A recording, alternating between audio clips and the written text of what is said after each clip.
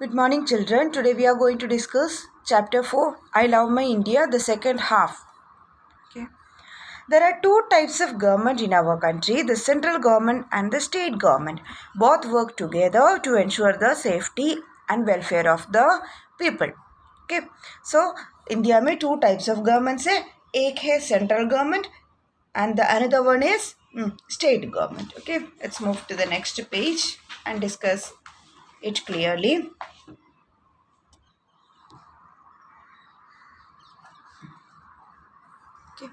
राजस्थान इसके बीच में कर रहे बाद में बोलेंगे ये okay central government India became independent on 15th August 1947. Independence gave us the right to choose the people who would govern us.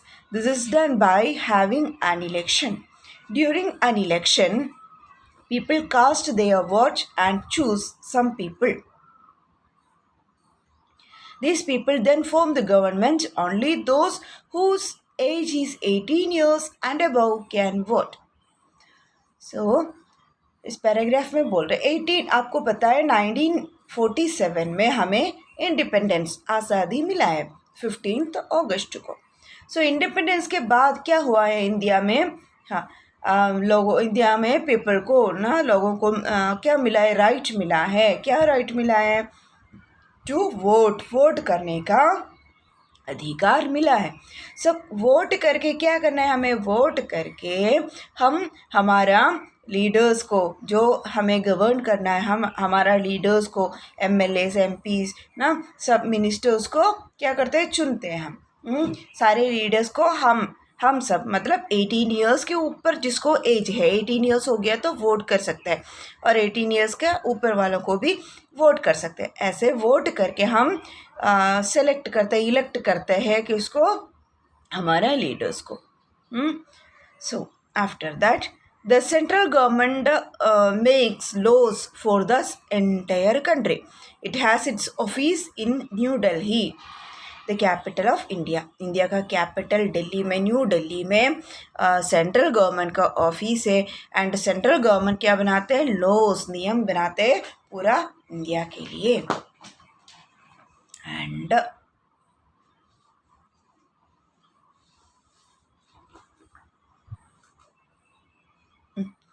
the president, the vice president, the prime minister, other ministers and the officers of the central government live and work in the capital. The president of India lives in the Rashtrapati Bhavan.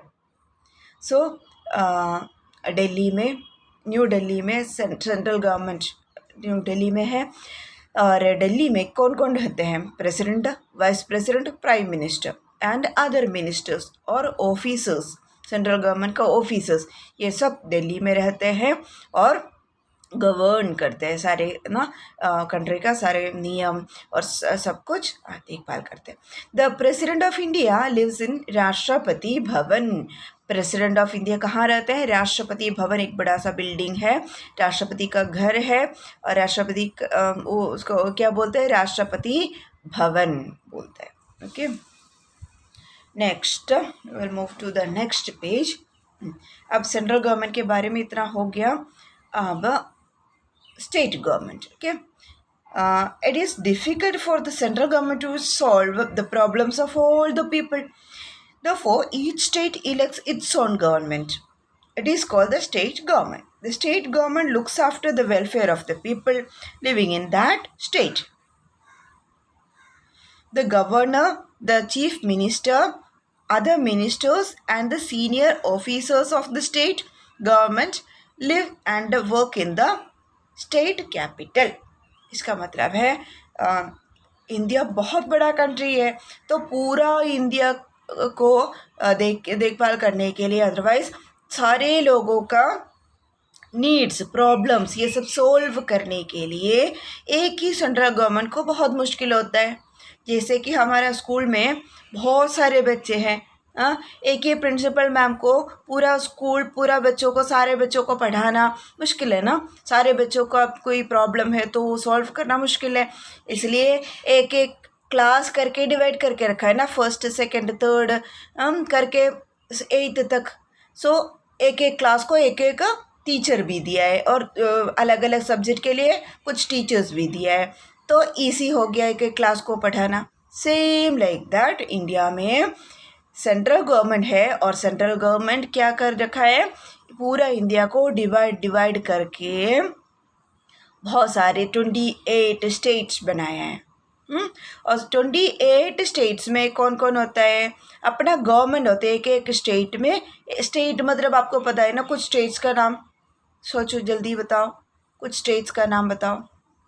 अपना अपना states होते हैं, अलग अलग state में से ना अब सब लोग, पंजाब है, हरियाणा है, यूपी, उत्तर प्रदेश है, आंध्र प्रदेश, मध्य प्रदेश है, मणिपुर है, मेघालय है, तमिलनाडु, केरला, कर्नाटका, अलग अलग स्टेट्स, गुजरात है, महाराष्ट्र। ओके, ऐसे 28 स्टेट्स है, अलग अलग स्टेट करके डिवाइड किया। एक एक स्टेट में अपना गवर्नमेंट है, एक एक स्टेट को। और उधर कौन कौन है, गवर्नमेंट में कौन कौन है, द गवर्नर, हेड गवर्नर है। जैसे कि इंडिया में प्रेसिडेंट है, पूरा इंडिया में ऐसे स्टेट में गवर्नर है, चीफ मिनिस्टर होता है एक एक स्टेट में, और अदर मिनिस्टर्स भी होते हैं, एंड सीनियर ऑफिसर्स होता है। ये सब होता है एक एक स्टेट में, और वो स्टेट का कैपिटल में रहते हैं ये सब लोग। ओके, सो ऐसे स्टेट गवर्नमेंट का भी गवर्नेंस होता है। सो नेक्स्ट है यूनियन टेरिटरीज। ओनली स्टेट्स नहीं है, कुछ किसी जगह हमने बोला है ना, हम सीखा है ना, how many union territories are there, आप सीखा सारे नेम, यूनियन टेरिटरीज का नेम सीखने के लिए बोला था, और क्या बोला था, उसका कैपिटल्स भी सारे लर्न करने के लिए बोला था। पेपर में आएगा आपका, अभी का पेपर नहीं, नेक्स्ट पेपर में।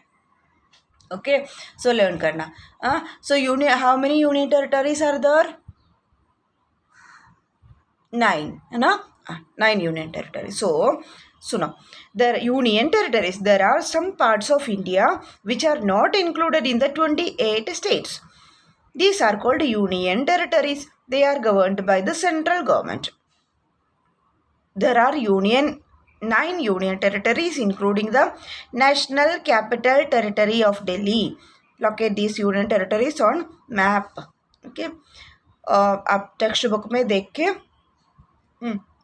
ढूंढना ये कहाँ कहाँ है यूनियन टेरिटरीज। ओके, सो 9 यूनियन टेरिटरीज है, और एक सबसे इम्पोर्टेंट है दिल्ली है। दिल्ली को क्या बोलते हैं, पूरा नाम क्या है दिल्ली का, national capital territory of Delhi, NCT बोलते हैं शॉर्ट फॉर्म में, NCT, नेशनल यूनियन टेरिटरीज में national capital territory of Delhi, NCT बोलते हैं। ओके, सो ये यूनियन टेरिटरीज मतलब छोटे छोटे प्लेसेस होते हैं, स्टेट मतलब बहुत बड़ा होता है, थोड़ा बड़ा ही होता है।